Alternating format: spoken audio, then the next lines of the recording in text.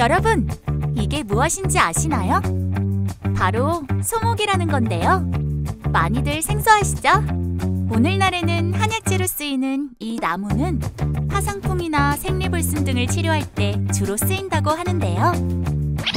이 사진을 자세히 봐주세요. 붉은 빛깔이 스며들어 있죠?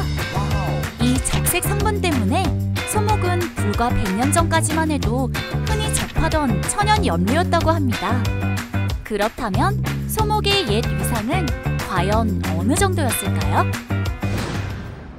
소목은 특유의 붉은색과 다양한 쓰임새에 따라 단목, 다목, 홍자, 정목 등으로도 불렸어요.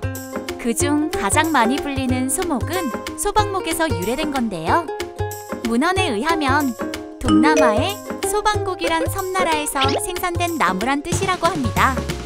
이름의 유래에서도 알 수 있듯이 소목은 동남아와 인도, 그리고 중국의 따뜻한 남부 지역에서 자생하는 식물인데요. 즉, 과거는 물론 현재까지도 동아시아에서는 거의 나지 않고 있어요.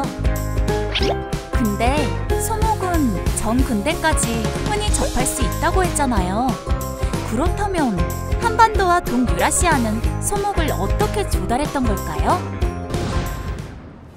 네, 고대 한반도에서는 신라 시기에 소목을 관장하는 소방정과 적색염료를 관장하는 홍전이라는 기구가 있었는데요.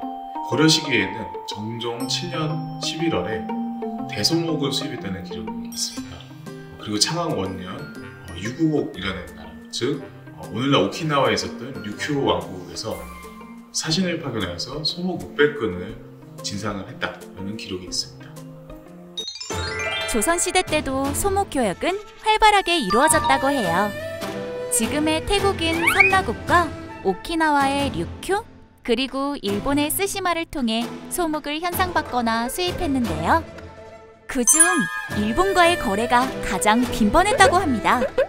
15세기 중엽까지 조선은 동남아에서 소목을 구입한 스시마, 류큐 사신들과 부산 삼포에서 굉장한 양을 거래했다고 해요. 섬라국국에서 그 신하내 장사도 등 20인을 보내어 소목 1천근, 속향 1천근과 토인 2명을 바치니 임금이 2사람으로 하여금 대궐문을 지키게 하였다. 궁중의복이나 관료 조복뿐만 아니라 시간이 흘러 상류층이 의복을 붉게 물들이는 게 유행하게 되면서 소목의 수요는 점점 늘어났고 가격도 만만치 않았다고 합니다. 우리나라가 이렇게 소목교육을 활발히 했는데 다른 동아시아 국가들도 마찬가지였겠죠?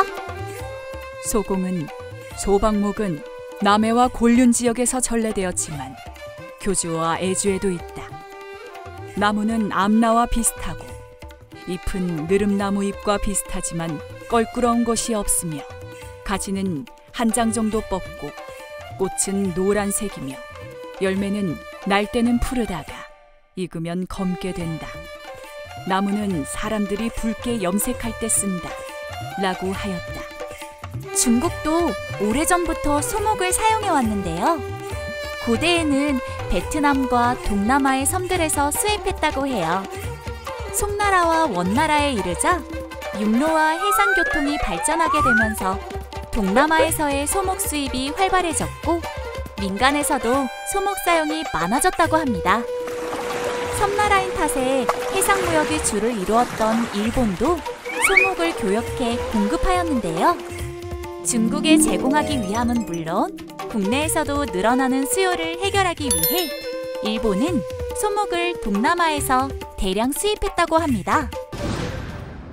16세기에 대항해 시대를 연 유럽 역시 소목에 관심을 가졌는데요.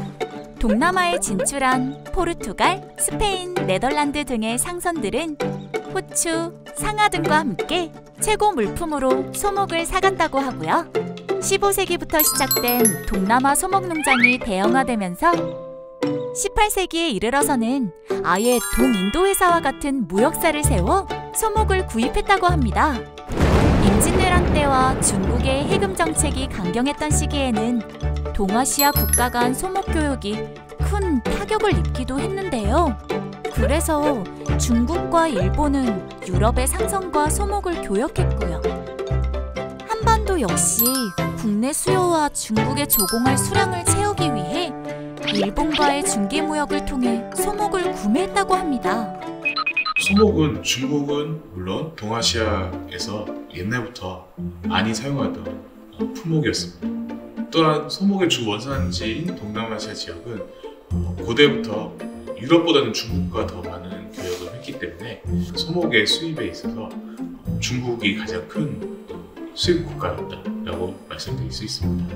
15, 16세기 유럽인들이 동남아시아 항구에 거점을 마련하고 그 일대를 이제 식민지로 만들면서 소목을 직접 접하기도 하였으며 이들도 소목에 대한 관심이 좀 있었지만 주로 중국이나 일본에 내다팔기 위한 교역품으로서 소비하였습니다.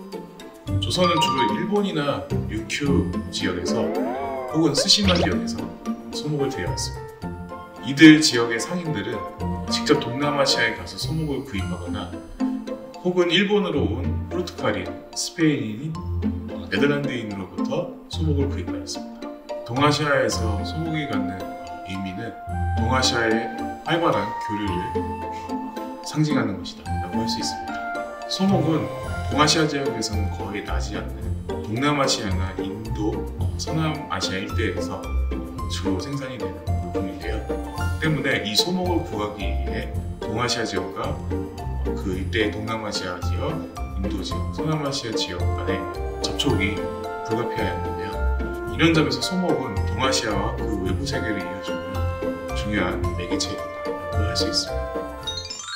이렇듯 동남아 소목의 생산과 유통은 고대부터 근대, 동유라시아에서 유럽에 이르기까지 전 지구적으로 이루어졌는데요. 그 중심에는 소목을 가장 활발히 소비했던 지역 중 하나인 우리 동유라시아가 있었습니다.